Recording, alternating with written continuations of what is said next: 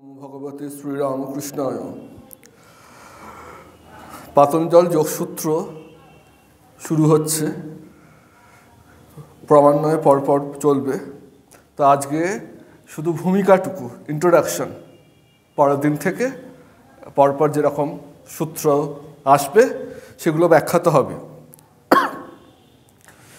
তো পাতঞ্জল যোগসূত্র হচ্ছে মূলত যোগ দর্শনের ওপর গঠিত, মূলত নয়, পুরোটাই যোগ দর্শনের উপরই গঠিত। তার সাথে সাংখ্যেরও কিছুটা যোগ আছে। তো আমরা যদি আমাদের দেশের ভারতীয় বা সনাতনী যে দর্শন, সেগুলিকে মূলত ছটি ভাগে ভাগ করা যায়, এবং সেই ছটি ভাগে ভাগ করার আগেও মূলত দুটি ভাগে ভাগ করা যায়। একটা হচ্ছে আস্তিক্য দর্শন, আর একটা হচ্ছে নাস্তিক্য দর্শন। সাধারণভাবে আমরা নাস্তিক মানে এটাই বুঝি, ভগবানে যারা বিশ্বাস করে না, বা এক্ষেত্রে যে শাস্ত্র ভগবানে বিশ্বাস করবে না সেটা নাস্তিক শাস্ত্র, এরকমটাই বুঝি। কিন্তু প্রকৃতপক্ষে আস্তিক বা নাস্তিক এই ভাগটা করা হয় যে বেদের ওপর বিশ্বাস আছে কিনা তার উপর ভিত্তিতে।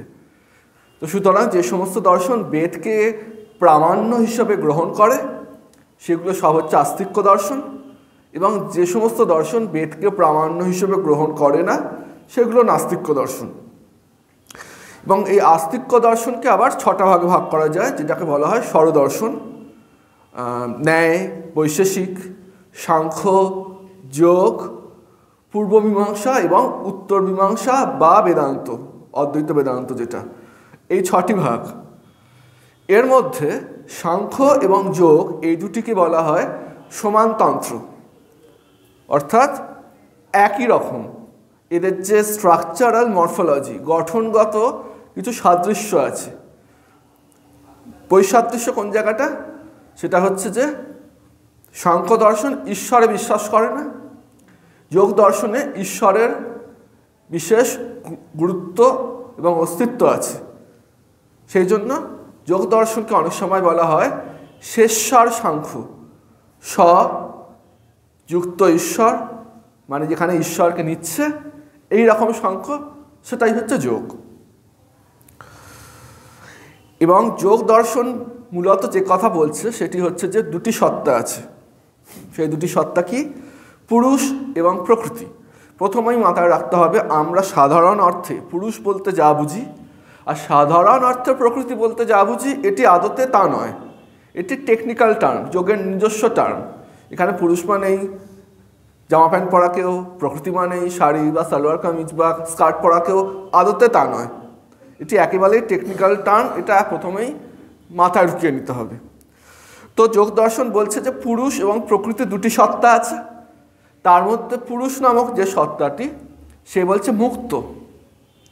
বেদান্তে যেমন আত্মাকে বলি আমরা আত্মা মুক্ত, ঠিক সেই রকম পুরুষ সত্তা সেটি হচ্ছে মুক্ত, সেটি হচ্ছে চৈতন্য স্বরূপ, এবং সেটি হচ্ছে নিষ্ক্রিয়। অপরপক্ষে প্রকৃতি নামক যে সত্তা সেটি হচ্ছে কি বদ্ধ, চৈতন্য স্বরূপ নয়, অবিদ্যা স্বরূপ, এবং এটি হচ্ছে ত্রিগুণাত্মক এবং সক্রিয়। মূলত এই দুটি সত্তা।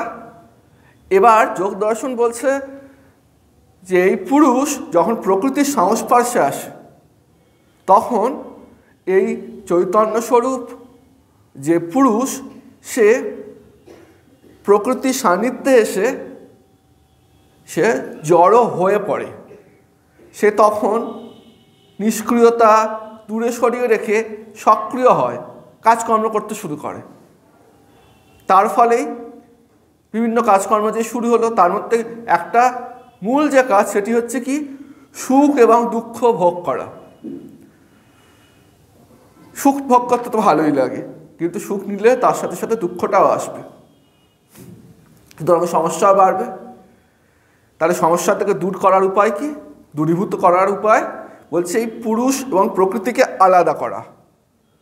যে পুরুষ চৈতন্য স্বরূপ ছিল, প্রকৃতির সান্নিধ্যে এসে জড়স্বরূপ হয়ে জড়ের মতো আচরণ করছে, নিষ্ক্রিয় থেকে সক্রিয় হচ্ছে, জ্বর এমনিতে নিষ্ক্রিয়, এক্ষেত্রে জ্বর সক্রিয় মানে অবিদ্যা যে সে বিভিন্ন রকম কাজকর্ম করে, ভালো কাজ নয়, অশান্তি বহন করে আনে যে সমস্ত কাজ, সেই সমস্ত কাজ করে।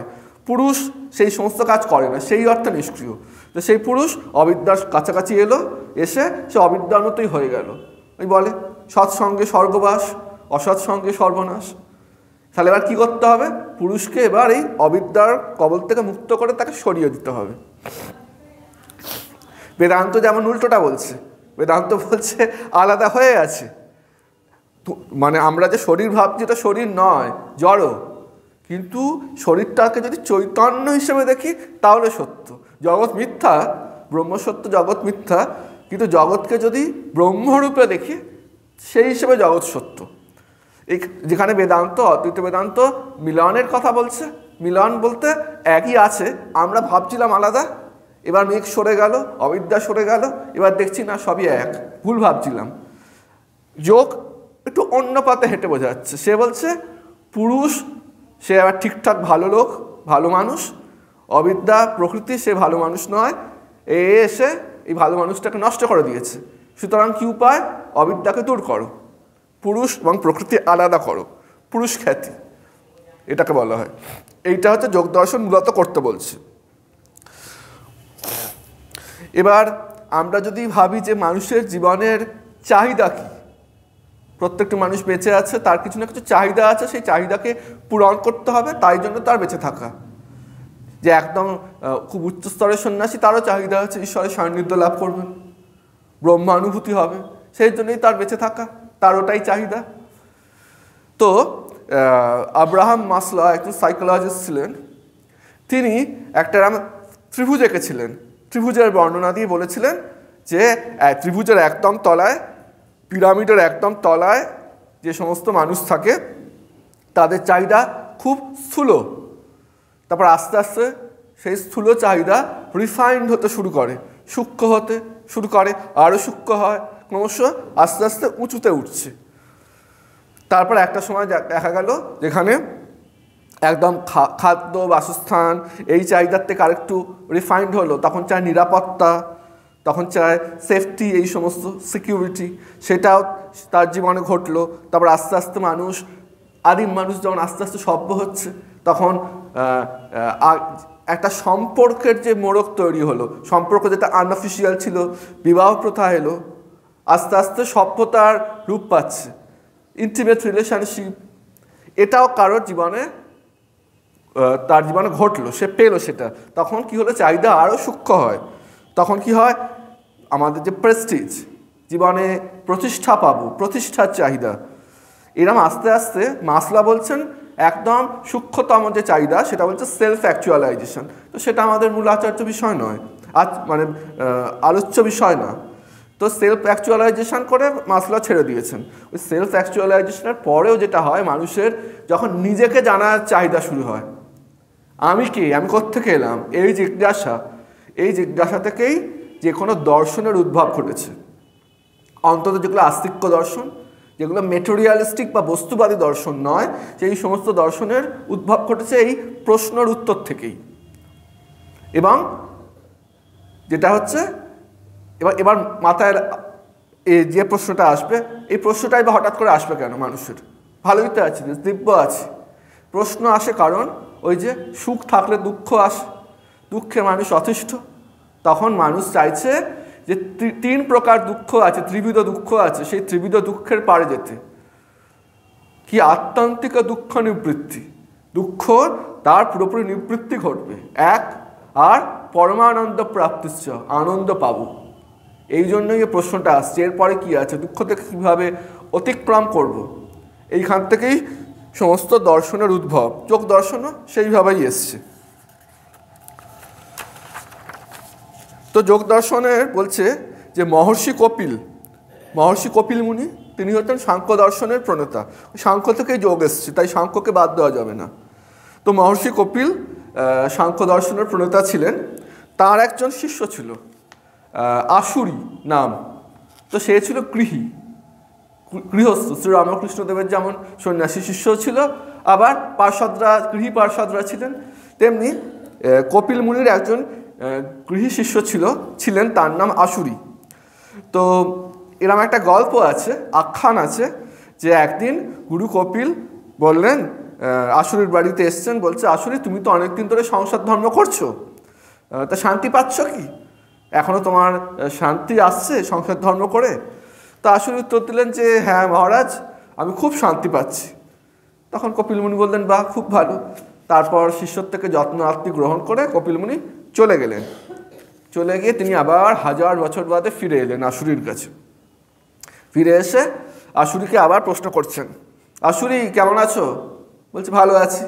বলছে, এখনো ওই সংসার থেকে আনন্দ পাচ্ছ? আসুরি বলছে, হ্যাঁ মহারাজ, আনন্দ পাচ্ছি।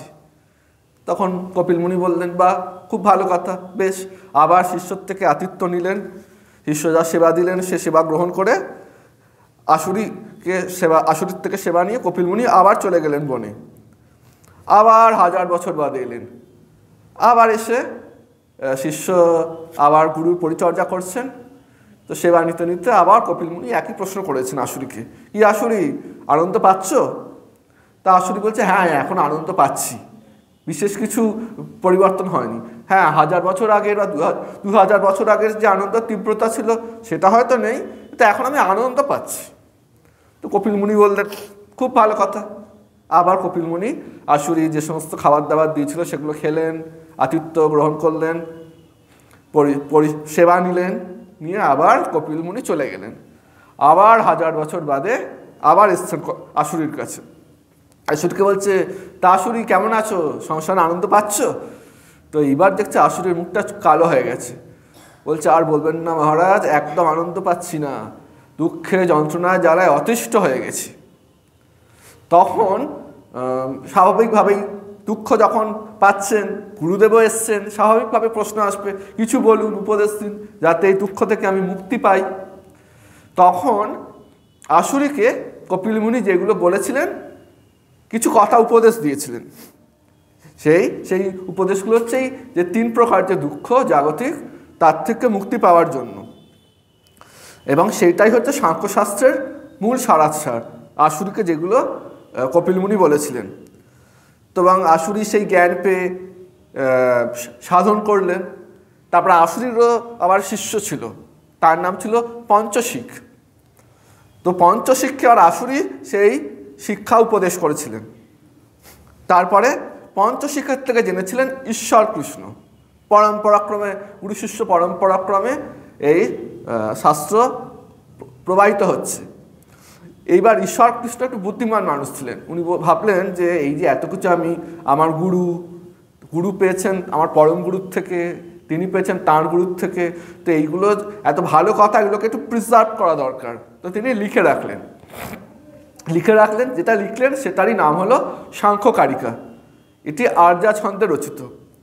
ঠিক আছে, এখন কারণ মাথায় আসতেই পারে, এত 1000 বছর অন্তর অন্তর যে আসছিল, 3000 বছরে কি মানুষ বাঁচে? এক্ষেত্রে শ্রীরামকৃষ্ণদেবের একটি কথা আছে, আম খেতে এসেছো আম খাও, কোন গাছ, এত বিচারের দরকার নেই। বিচার কারা করবে? জ্ঞান পথে যারা যাবেন তারা। আমাদের যোগ দর্শনও কিছুটা ভক্তির পথ, পুরোপুরি না হলেও। তো ভক্তির পথ মানে বিশ্বাসটা অন্তত কিছু পরিমাণ হলেও রেখেই এগোতে হবে, প্রথম থেকেই তর্ক করা যাবে না। এটা বুঝতে হবে, আমি ভালো কথাটুকু নিলাম, আমার বিশ্বাস নাই বা হলো। তো এই যে সাংখ্যকারিকা রচিত হলো, সেটি হচ্ছে সাংখ্য সম্প্রদায়ের সবচেয়ে প্রাচীন গ্রন্থ। এইবারে যে ত্রিবিধ দুঃখ বারবার বলছি, এই ত্রিবিধ দুঃখের মুক্তি লাভের জন্য আমরা যে প্রণাম মন্ত্রগুলো বলি, তাতে 3 বার বলি, ওম শান্তি শান্তি শান্তি 3 বার বলি। কারণ ওই ত্রিবিধ দুঃখ থেকে মুক্তি পাওয়ার জন্য 3 প্রকার শান্তি দরকার। যোগ দর্শন যে পড়তে শুরু করব, ত্রিবিধ দুঃখ থেকে আমরা মুক্তি পাই এটা বলছি। ত্রিবিধ দুঃখটা কি? একটা হচ্ছে আধ্যাত্মিক, আদি দৈবিক আর আদি ভৌতিক। এইটাই হচ্ছে দুঃখ। আদি ভৌতিক দুঃখ কি? ওই ভৌতিক কথাতেই লুকিয়ে আছে, ভূত থেকে যা আসে। ভূত মানে প্রাণীবর্গ। প্রাণীবর্গ থেকে যে সমস্ত দুঃখ আমরা পাই সেগুলোই হচ্ছে আদি ভৌতিক দুঃখ। যেমন রাস্তা দিয়ে হাঁটছি, হট করে একটা কুকুর কামড়ে দিল, ভগবান না করুন, ষাঁড় গুতিয়ে দিল, সেগুলো যন্ত্রণা বহন করতে হয় আমাদের তার জন্য। এই যে দুঃখগুলো আসে, এটাই হচ্ছে আদি ভৌতিক দুঃখ। আদি দৈবিক কি? দৈব প্রভাবে যেগুলো হয়, খরা হচ্ছে, কোথাও বন্যা হলো, এই কোভিড, কোথাও হয়তো ভূমিকম্প হলো, এর ফলে যে সমস্ত যন্ত্রণা বিপর্যয়ের মুখে মানুষকে পড়তে হয় সেটাই হচ্ছে আদি দৈবিক। আর আধ্যাত্মিক কি? মনের দুঃখ, মন, আত্মা, বুদ্ধি ইত্যাদি সম্পর্কিত যে দুঃখ সেগুলোই হচ্ছে আধ্যাত্মিক দুঃখ। এবং এই ত্রিবিধ দুঃখের উপায় হচ্ছে বিভিন্ন যে দর্শন বিভিন্ন উপায় দিয়েছে। এখন সাংখ্যশাস্ত্র বলছে যে আমি যদি আমার নিজের স্বরূপ উপলব্ধি করতে চাই, করতে যদি পারি তাহলে দুঃখ নিবৃত্তি হবে। তো সেই স্বরূপটা কি? সেটা হচ্ছে এক বিশেষ প্রকারের খ্যাতি, সেটাকে বলছে পুরুষ খ্যাতি। সেই পুরুষ খ্যাতিটা কি? ওই পুরুষ এবং প্রকৃতিকে আলাদা করতে হবে, যেটা এক হয়ে গেছে। এবার বলছে দুঃখ নিবৃত্তির উপায় আর দু রকম, মোটামুটি দু রকম আছে, আর তৃতীয় আর একটা আছে। প্রথমত যে দুটো উপায় সেটি কি? একটা হচ্ছে দৃষ্টবাদ উপায় বা লৌকিক উপায়। লৌকিক উপায় দুঃখ অতিক্রম করা, সেটি কি? বাচস্পতি মিশ্র তার সাংখ্যতত্ত্ব কৌমুদী গ্রন্থে বলছেন যে লৌকিক বা দৃষ্টবাদ উপায় হচ্ছে সেই রকম উপায় যে উপায় সাময়িক আরাম দেয় কিন্তু দীর্ঘমেয়াদী ফল দেয় না। মানে আমার মাথাটা ধরেছে, আমি একটু অমৃতাঞ্জন দিয়ে মাথায় ঘষলাম, হ্যাঁ সাময়িক আমার মাথা ধরা ছেড়ে গেল, কিন্তু কোনো গ্যারান্টি আছে যে আমার সারা জীবনে কখনোই মাথা হাত ধরবে না? একেবারেই নয়, হতেই পারে। তো এই উপায় দৃষ্টবাদ বা লৌকিক উপায় সেগুলো হচ্ছে ফর টাইম বিং আমাদের রিলিফ দেয়, কিন্তু কোনো গ্যারান্টি দেয় না যে ওই দুঃখ আবার কখনো আসবে না।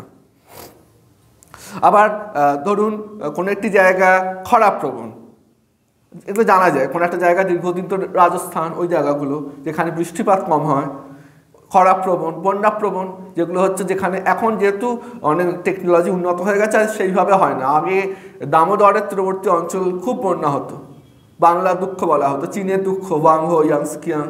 তো ওগুলো কেন এসছে? এই কারণেই এসছে। তা কেউ বুদ্ধি করে দেখলো যে না, আমি এই ফ্লাড প্রোন এরিয়া, বন্যা প্রবণ অঞ্চল, খরাপ্রবণ অঞ্চল থেকে আমি এড়িয়ে চলে এমন জায়গায় বাড়ি করবো যাতে বন্যা খরা কিছু হবে না, আর ভালো জায়গায় বাড়ি করলো। এবং দৈব দুর্বিপাকে সেই জায়গায় হয়তো ভূমিকম্প হয়ে গেল। মানে রিস্ক ফ্যাক্টর আমি হয়তো কমালাম, কিন্তু কোনো গ্যারান্টি তো নেই। রিস্ক ফ্যাক্টরটা কমালাম মানে এটা আমার লৌকিক উপায়, ওই জায়গাগুলোতে বিপদের সম্ভাবনা আছে, আমি ওই জায়গাতে বাড়িঘর করলাম না, ফর টাইম বিং কিছু হলো না। কিন্তু দুর্ভাগ্যক্রমে যদি সেখানে বন্যা হয়ে যায়, হতেই পারে। সুতরাং আমাকে পার্মানেন্ট কোনো সলিউশন দিচ্ছে না। এটা হচ্ছে দৃষ্টবাদ বা লৌকিক উপায়, যেখান থেকে পার্মানেন্ট সলিউশন হবে না। এরপরে বলছে আনুশ্রবিক উপায়। তো এটা মূলত মীমাংসকগণ, পূর্ব মীমাংসা শাস্ত্রে আছে, ওই যজ্ঞাদি যেগুলো আছে, যজ্ঞ করো ওইগুলো। তো এক্ষেত্রেও পার্মানেন্ট সলিউশন হয় না। এবার পার্মানেন্ট সলিউশন কি? তা আমরা সাংখ্য এবং যোগ দর্শনে যেহেতু প্রবেশ করতে চলেছি, আমরা যোগ দর্শন অনুসারে যে পার্মানেন্ট সলিউশন আছে দুঃখ নিবৃত্তির, সেগুলো নিয়েই আমরা আলোচনা করব। তার আগে এই যোগ শব্দের অর্থ কী এটা একটু মাথায় রাখলে ভালো। সাধারণভাবে যোগ শব্দের অর্থ হচ্ছে যুক্ত হওয়া।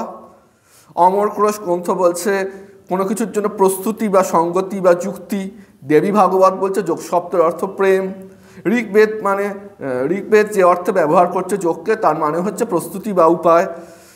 জ্যোতিষ শাস্ত্রে বলছে কোনো একটি সময় বিভাগ করা বা নক্ষত্র যেগুলো আছে নক্ষত্র রাজি, তাদের মধ্যে একটি সম্বন্ধ স্থাপনের জন্য যোগ শব্দটি ব্যবহৃত হয়।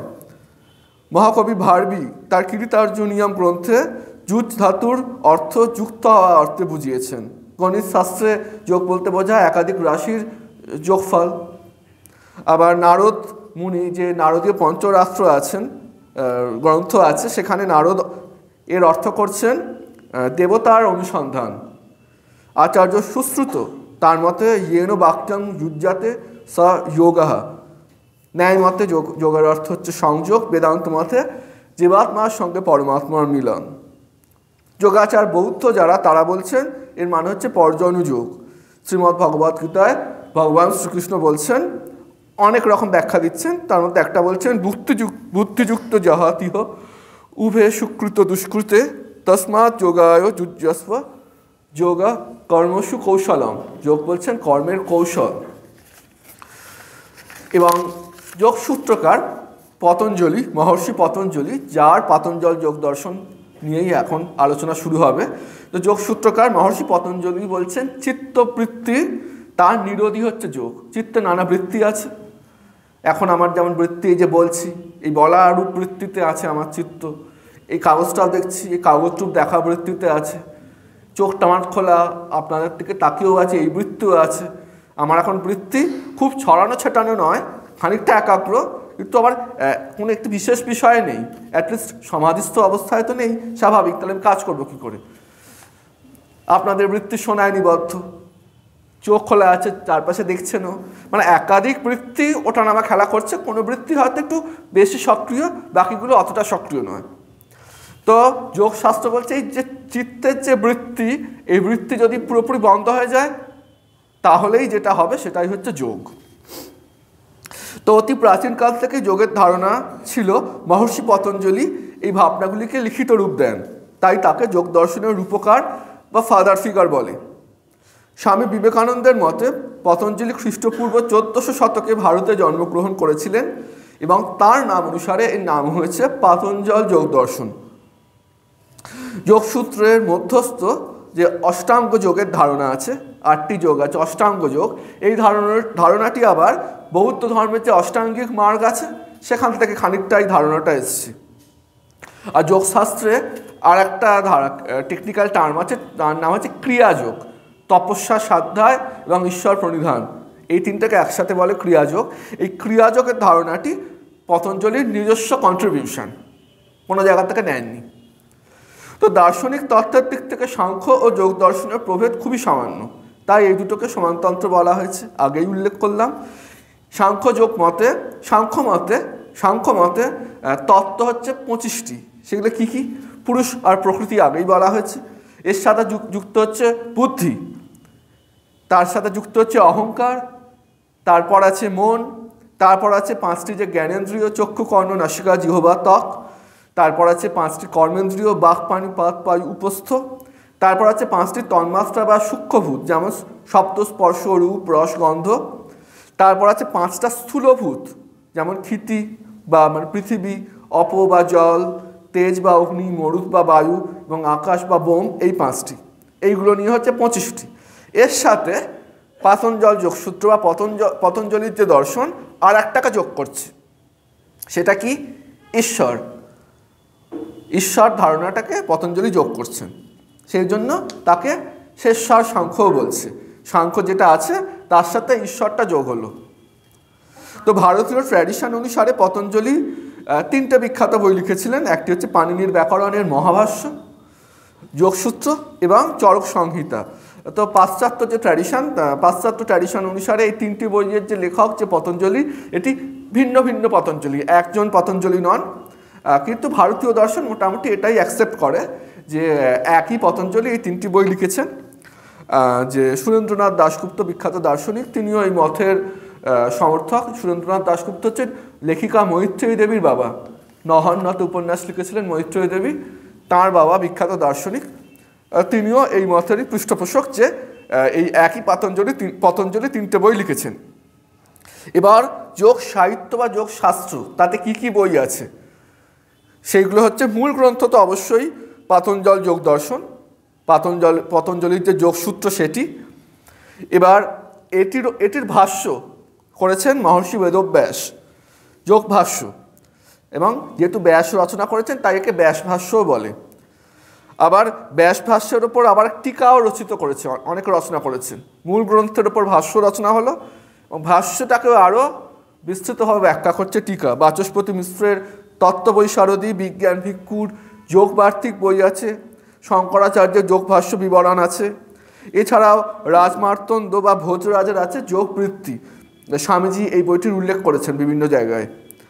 রামানন্দ সরস্বতীর আছে যোগ মণিপ্রভা, সদাশিব ব্রহ্মেন্দ্রের, আনন্দ শিষ্যের যোগ সুধাকর, নারায়ণ তীর্থ রচিত যোগ চন্দ্রিকা, ভাব গণেশ রচিত যোগ বৃত্তি সংগ্রহ, উমাপতি ত্রিপাঠীর যোগ সূত্র বৃত্তি, গণেশ দীক্ষিতের পাতঞ্জল বৃত্তি, জ্ঞানানন্দের যোগসূত্র বিবৃতি, এবং আরেকটি খুব গুরুত্বপূর্ণ বই হরিহরানন্দ আরণ্য ও ধর্মমেঘ আরণ্যের ভাষ্যটি।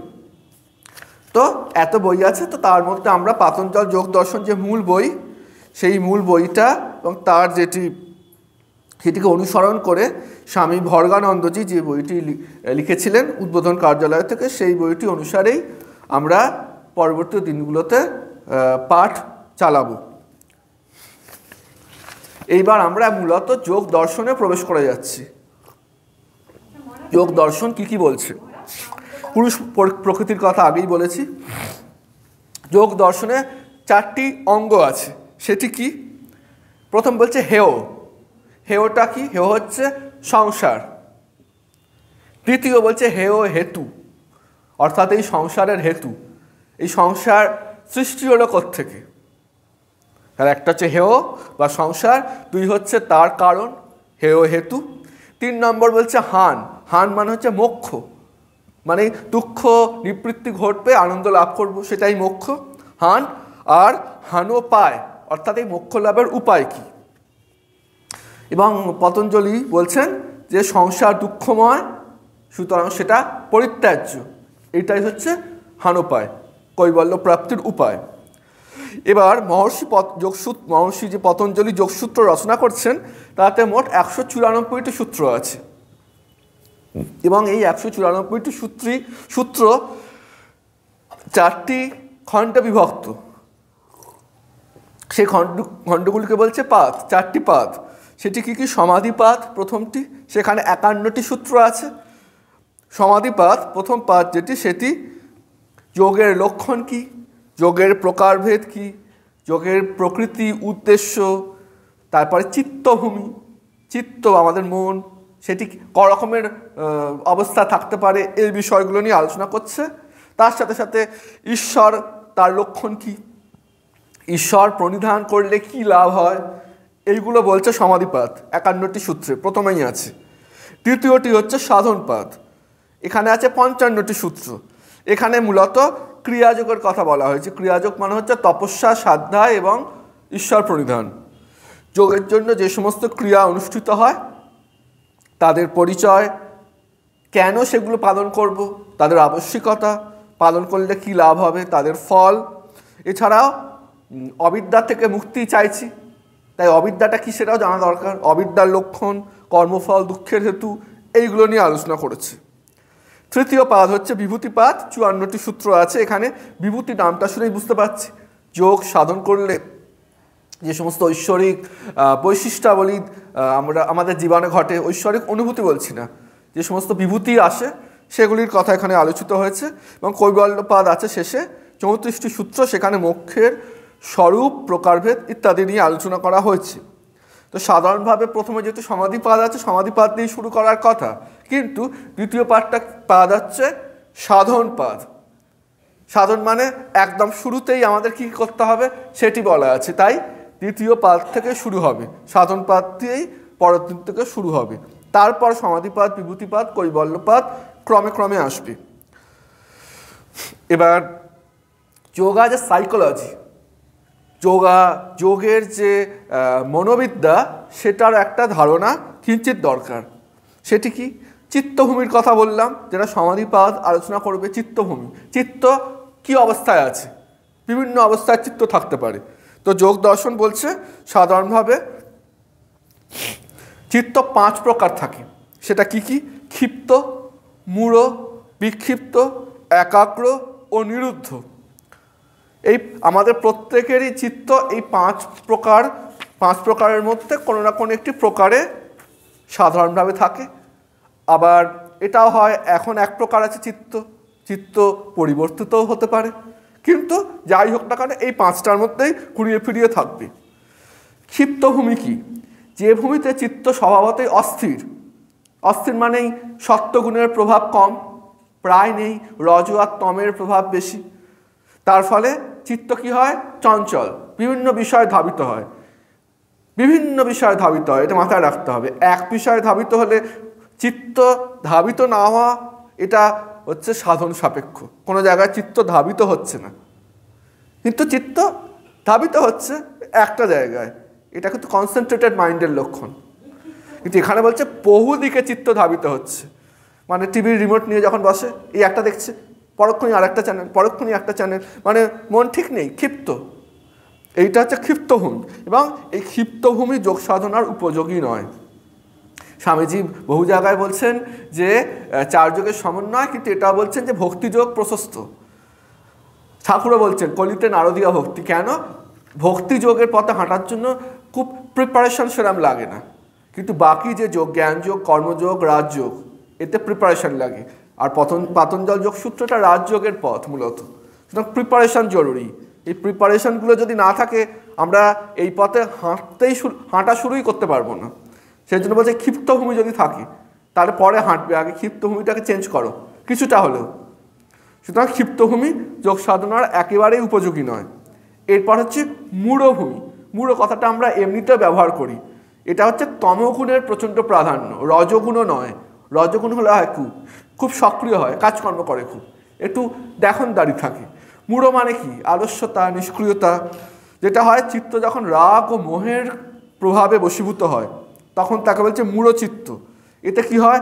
ভালো মন্দ বিচার করার ক্ষমতা হারিয়ে যায়। যখন মূঢ়চিত্ত যখন কাটিয়ে ওঠে মানুষ, তখন বলে হে ভগবান, আমি কাজটা কি করে করেছিলাম, আমার মাথায় ভূত চেপেছিল কি, এগুলো বলি তো, এটা মূঢ়চিত্তের লক্ষণ এবং খুব স্বাভাবিক। এই চিত্ত একেবারে অনুপযোগী যোগের জন্য। এরপর হচ্ছে বিক্ষিপ্ত। বিক্ষিপ্তটা কি? বিশেষভাবে ক্ষিপ্ত। ক্ষিপ্ত আর বিক্ষিপ্ত অলমোস্ট এক। তো বিক্ষিপ্তর যেটা বৈশিষ্ট্য সেটি হচ্ছে এটি ক্ষিপ্ত ভূমির থেকে একটু বেটার। সেটা কি?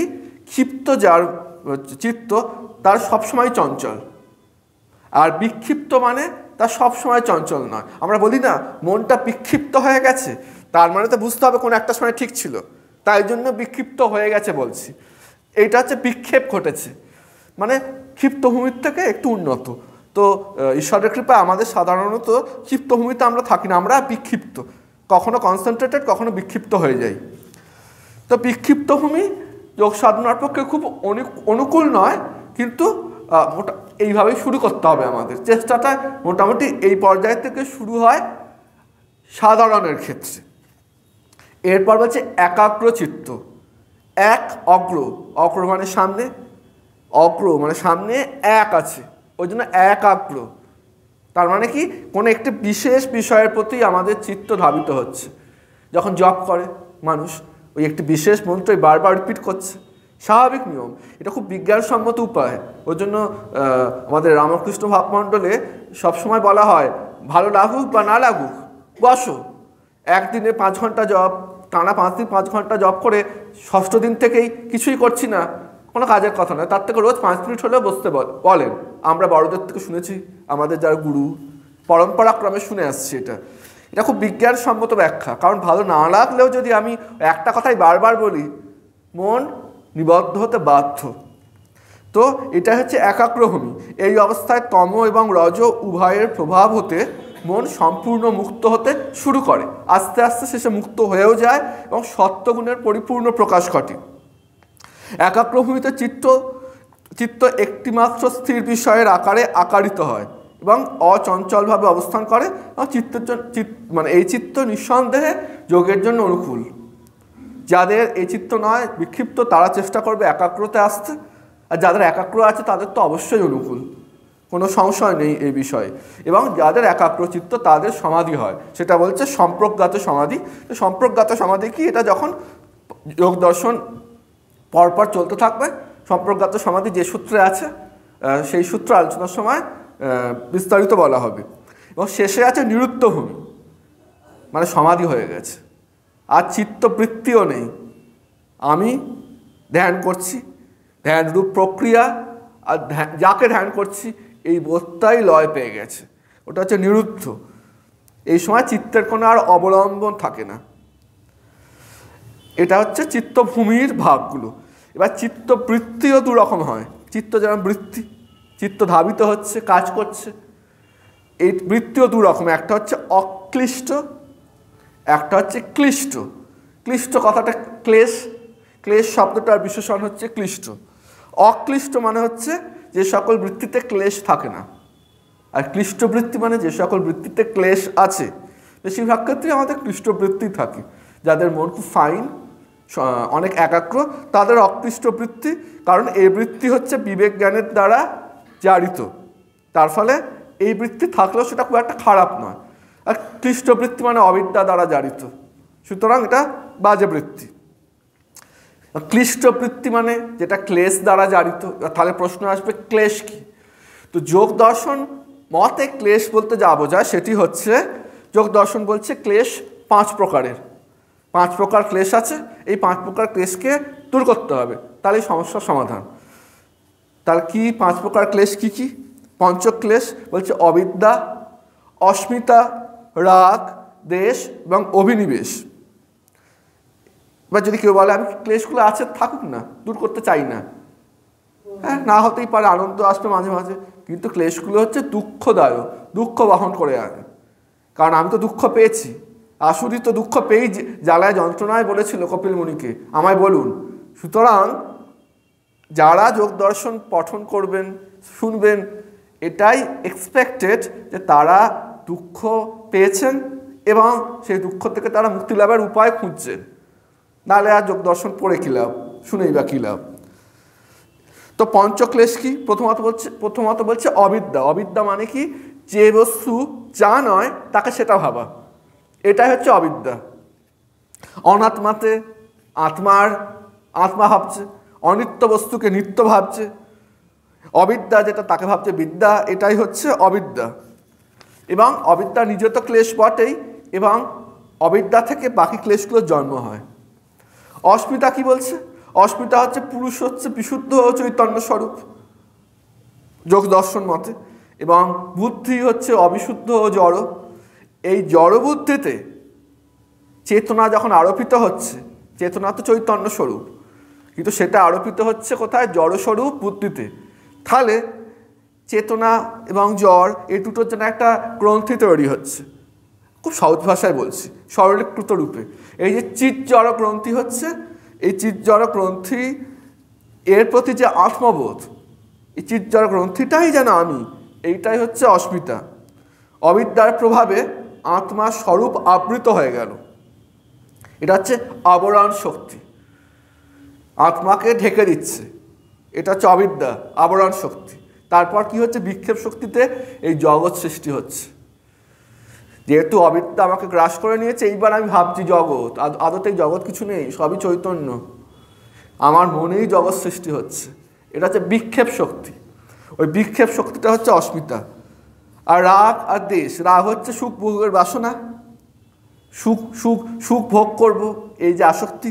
দেশ হচ্ছে রাগের বিপরীত, দুঃখজনক বস্তু, তার প্রতি আমাদের যে বিরাগ আসে, বিতৃষ্ণা আসে, ওটাই হচ্ছে দেশ। অভিনিবেশ হচ্ছে পঞ্চম এক প্রকার ক্লেশ, সেটি হচ্ছে এক কথায় মৃত্যু ভয়, মরণের প্রতি যে আমাদের ভয়, সেটি হচ্ছে অভিনিবেশ।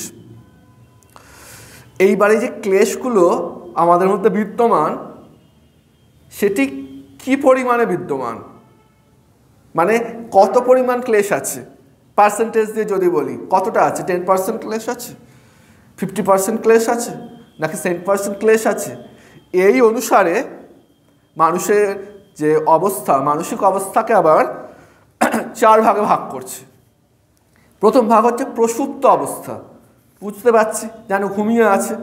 যেমন আমরা একটা বাচ্চাকে দেখে মনে হয় ইনোসেন্ট, ঠিক আছে, কিন্তু সেই বাচ্চার মধ্যেই নানাবিধ শুভ সংস্কার, একই সঙ্গে সঙ্গে নানাবিধ অশুভ সংস্কার আছে, যেগুলো তখন প্রস্ফুটিত হয়নি, সুপ্ত আছে, ধীরে ধীরে সেগুলো ম্যানিফেস্টেড হবে। ওই যে অবস্থা, এটাকে বলছে প্রসুপ্ত অবস্থা। এটা হচ্ছে বিভিন্ন বয়সে এটা এক্সপ্রেস হতে পারে। এবার শুভ সংস্কার যদি প্রসুপ্ত থাকে, পরে আস্তে আস্তে সেটা প্রস্ফুটিত হচ্ছে, তাতে সমস্যা নেই। সমস্যা হচ্ছে অশুভ সংস্কার। অশুভ সংস্কার যদি এরকম প্রসুপ্ত অবস্থায় তাকে সেটা থাকে, সেটা খুব খারাপ। এর থেকে বেরিয়ে আসা বেটার, কারণ বেরিয়ে এলে আমরা সেটাকে মানে মুছে দেওয়ার চেষ্টা করতে পারবো। প্রসুপ্ত অবস্থায় থাকলে বুঝতেই তো পারছি না কি আছে। তো যোগীরা বুঝতে পারেন, সেটা যোগীদের সাথে আমাদের সাধারণ মানুষের ফারাক। তো প্রসুপ্ত অবস্থাটা ভালো নয়, কারণ এটা একটা ডেঞ্জারাস স্টেট। কারণ যত তাড়াতাড়ি প্রসুপ্ত সংস্থা জাগ্রত হবে ততই ভালো, কারণ সেক্ষেত্রে আমরা এনকাউন্টার করতে পারবো। আর অনেক সময় অশুভ সংস্কার শুভের মোড়কে ঢাকা থাকে।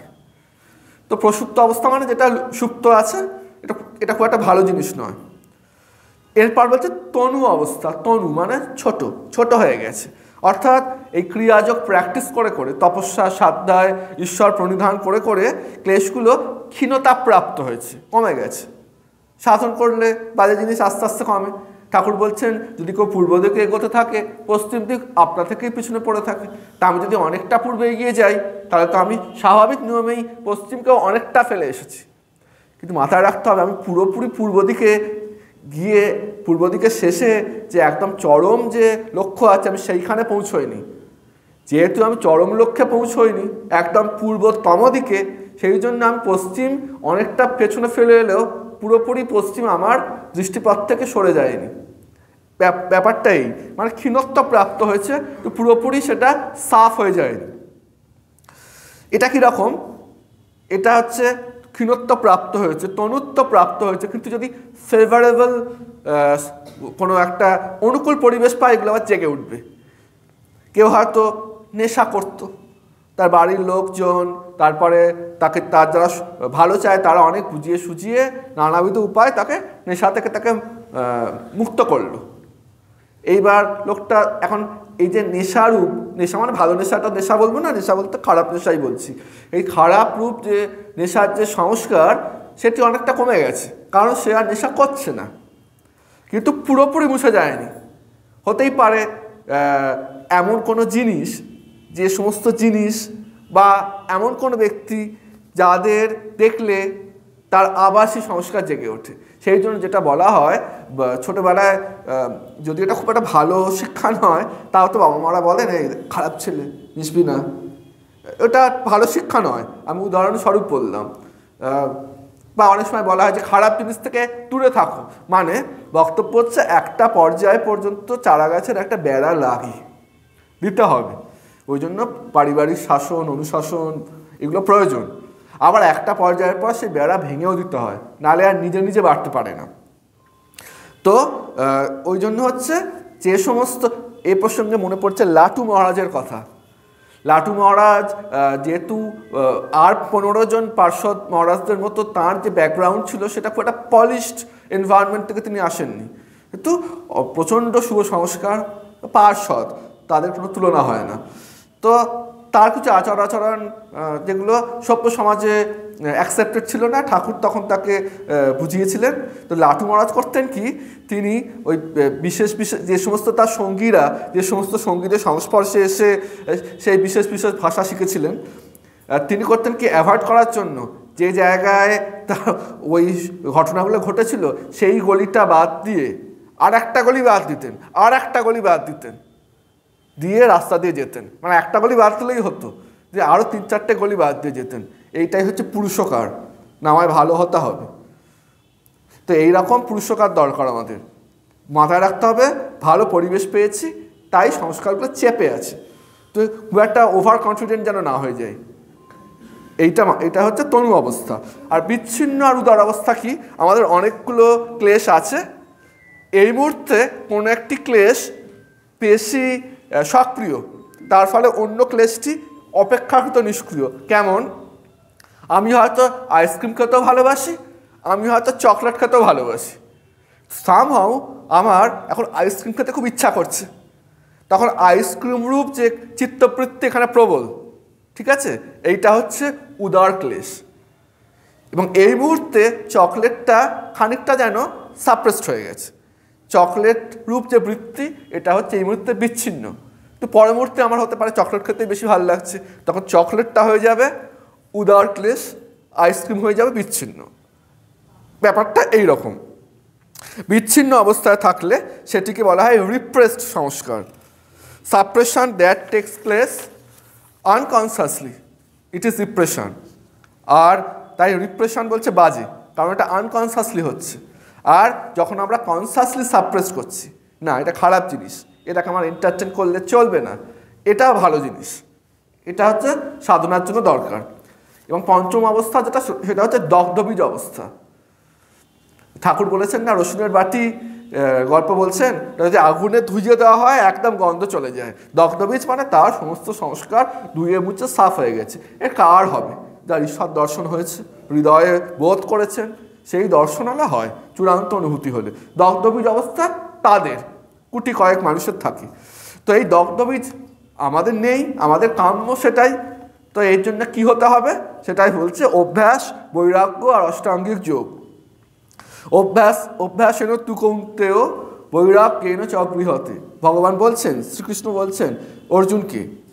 এবং অভ্যাস কি? পাতঞ্জল যোগসূত্র বলছে অভ্যাস হচ্ছে বারবার একান্ত অনুশীলন, আর বৈরাগ্য হচ্ছে, বৈরাগ্য দু প্রকার হয়, একটা হচ্ছে অপর বা বশীকার বৈরাগ্য, আর একটা হচ্ছে পর বৈরাগ্য বা ধর্মমেঘ বৈরাগ্য। এটা যখন প্রসঙ্গে আসবে তখন ব্যাখ্যাত হবে। এইবার অষ্টাঙ্গিক যোগ কি যদি ছোট করে বলে দেওয়া যায়, কারণ অষ্টাঙ্গিক যোগটা ওই একদম সাধন পাতেই শুরুতেই থাকবে। তো বলছেন পতঞ্জলি বলছেন যম, নিয়ম, আসম, প্রাণায়াম, প্রত্যাহার, ধারণা, ধ্যান ও সমাধি। যমটা কি? যম হচ্ছে অহিংসা, সত্য, অস্তেয়, ব্রহ্মচর্য, অপরিগ্রহ। অহিংসা কি? সকলেই জানি, কায় মনোবাক্যে কারোর প্রতি হিংসা করা যাবে না। সত্য হচ্ছে চিন্তায় ও বাক্যে কোনোরূপ মিথ্যাচারণ না করা। চিন্তাতেও, মুখে বলছি না, হ্যাঁ চিন্তাতেও পারছি না, অ্যাটলিস্ট মুখে বলাটা চেষ্টা করি, সেটা নিঃসন্দেহে ভালো, কিন্তু সর্বতোভাবেই সত্য বজায় রাখতে হবে। অস্তেয় হচ্ছে চৌর্যবৃত্তি পরিত্যাগ, পরদ্রব্য গ্রহণ করা থেকে বিরত থাকা। ব্রহ্মচর্য হচ্ছে শরীর মনের পবিত্রতা। অপরিগ্রহ হচ্ছে আমার যেটুকু দরকার জীবন ধারণের জন্য ন্যূনতম জিনিসটুকু বাদ দিয়ে আর কিছু গ্রহণ না করা, এটাই হচ্ছে যম। নিয়ম কি? নিয়ম হচ্ছে শৌচ, সন্তোষ, তপস্যাদ্যা, ঈশ্বর প্রণিধান। শৌচ মানে বাহ্য শৌচ তো আছে, অন্তর শৌচ বটে। শুধু বাইরের শৌচ হলে হবে না, বরং একটা পর্যায়ের পর অন্তর শৌচই বেশি গুরুত্বপূর্ণ হয়ে ওঠে। সন্তোষ কি? সন্তোষ বলছে অহেতুক আকাঙ্ক্ষা বর্জন করা, যেটুকু পাচ্ছি তাতে সন্তুষ্ট। মা বলছেন যে সহ্যের সমান গুণ নেই, সন্তোষের সমান ধন নেই। তপ হচ্ছে স্বাধ্যায়, এটি ক্রিয়াযোগ, শারীরিক ক্রিয়াযোগ, তপস্যা। স্বাধ্যায় হচ্ছে বাচিক ক্রিয়াযোগ, শাস্ত্রগ্রন্থ পাঠ করছি, জপ করছি, বাচিক ক্রিয়াযোগ। আর ঈশ্বর প্রণিধান, এটা হচ্ছে মানসিক ক্রিয়াযোগ, ঈশ্বরের ধ্যান, সকল কর্ম তার ফল ঈশ্বরে সমর্পণ করা, এই প্রক্রিয়াগুলো। এরপর হচ্ছে আসন। আসন হচ্ছে নির্দিষ্ট কতকগুলো পশ্চারে বসা, সুখজনক অবস্থান, এটাই হচ্ছে আসন। প্রাণায়াম হচ্ছে বিভিন্ন প্রকার শ্বাস প্রশ্বাসের গতিরোধ করা, ইত্যাদি ইত্যাদি। প্রত্যাহার হচ্ছে যে আমাদের ইন্দ্রিয় এবং মন বাইরের যে সমস্ত বিষয় ধাবিত হয়, সেই সমস্ত বিষয় থেকে মন এবং ইন্দ্রিয়কে তুলে এনে তাদের জায়গায় নিয়ে আসা, এটাই হচ্ছে প্রত্যাহার। ধারণা হচ্ছে মেডিটেশন যেটা বলি আমরা, তার বিভিন্ন টেকনিক। ধ্যান হচ্ছে যেগুলো নিরবচ্ছিন্ন যখন হয়ে যায় ধারণা, সেটাই ধ্যান। ধারণা হচ্ছে অনেকটা যদি আমরা বিন্দু বিন্দু একটা জল, তেল ঢেলে দিয়েছি, বিন্দু বিন্দু তেল, এখানে একটু তেল পড়েছে, এখানে একটু তেল পড়েছে, এখানে একটু তেল পড়েছে, তেলের যে বিন্দুগুলোর সাথে একটার সাথে অন্যটা যুক্ত নয়, কিন্তু এখানে তেলের একটা বিন্দু, তারপরে তেলের একটা বিন্দু বা জলের বিন্দু হতে পারে।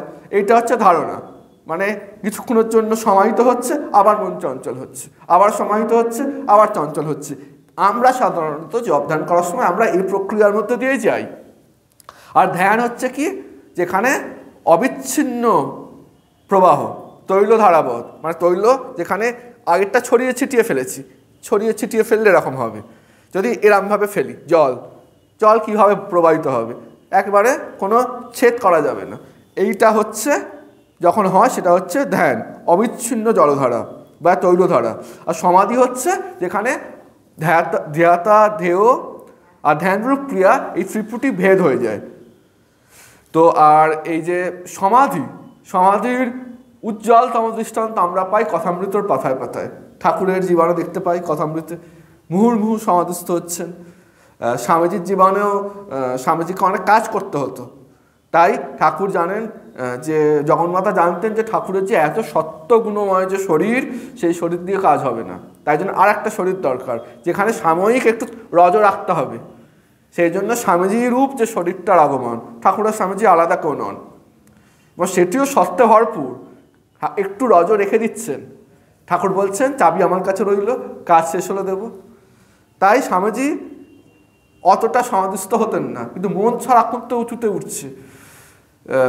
1000 আইল্যান্ড পার্কে সমাধিস্থ হয়ে গেছে স্বামীজির যে বিখ্যাত যে ছবি, ধ্যানস্থ ছবি। দেববাণী যখন স্পিচ দিচ্ছিলেন সেই সময় ধ্যানস্থ হয়ে গেছিলেন স্বামীজি। আর মার অসীম ক্ষমতা ছিল, কোনো রকম বিশ্লেষণ ব্যাখ্যা খাটে না এক্ষেত্রে। বলা যেতে পারে সমাধি মা আশীর্বাদ করলে আমরা সমাধি পাবো, সুতরাং তার সমাধি হচ্ছে কি হচ্ছে না হাস্যকর বক্তব্য, তিনি স্বয়ং সমাধি স্বরূপা। কিন্তু বাহ্য দৃষ্টিভঙ্গি থেকে যদি দেখি, জাগতিক দৃষ্টিভঙ্গি থেকে মাও অসামান্য তার সংযম থাকা সত্ত্বেও মাঝে মাঝে প্রকাশ পেয়ে যাচ্ছে। ঠাকুরের বেশি অহরহ দেখা যাচ্ছে, এবং ঠাকুরের যে ধ্যান আছে যে আমরা দেখেছি হৃদয় কমলের মধ্যে রাজিতম নির্বিকল্পম, সেখানে আছে ধৃত সহজ সমাধিন চিন্ময়ম কোমলাঙ্গম বিমল পরমহংসম রামকৃষ্ণম ভজাম। তা বলছে ধৃত সহজ সমাধি, সমাধি ধৃত হচ্ছে সহজে, মানে যারা বাঁহাতের খেলা চুটকি দিয়ে সমাধি হয়ে যাচ্ছে। যেখানে সাধ্য সাধনা করতে হচ্ছে বাকিদের, সেখানে ঠাকুরকেও সাধ্য সাধনা করতে হচ্ছে। কিসের জন্য? সমাধিস্থ না হওয়ার জন্য। স্বামীজির ক্ষেত্রে একই জিনিস প্রযোজ্য, মায়ের ক্ষেত্রে একই জিনিস প্রযোজ্য। স্বামীজি ঠাকুর অনেক কাজ আমার ওপর দিয়ে গেছেন, এই কাজ করতে হবে কাজ করতে হবে এই ভেবে মনটাকে নামিয়ে রাখতেন। আর মারও অনেক কাজ করতে হবে, ঠাকুর বলে গেছেন আমি আর কি করেছি, তোমাকে আরও বেশি করতে হবে। তাই মা ওই রাধু রাধু করে করে মনটাকে নামিয়ে রাখতেন। তো স্বামী বিবেকানন্দ তার যে রাজযোগ গ্রন্থ আছে সেখানে অবতরণিকা বা ইন্ট্রোডাকশনে বলছেন, যোগবিদ্যার আচার্যগণ তাই বলেন ধর্ম কেবল পূর্বকালীন অনুভূতির উপর স্থাপিত নয়, পরন্তু স্বয়ং এই সকল অনুভূতি সম্পন্ন না হইলে কেহই ধার্মিক হইতে পারে না।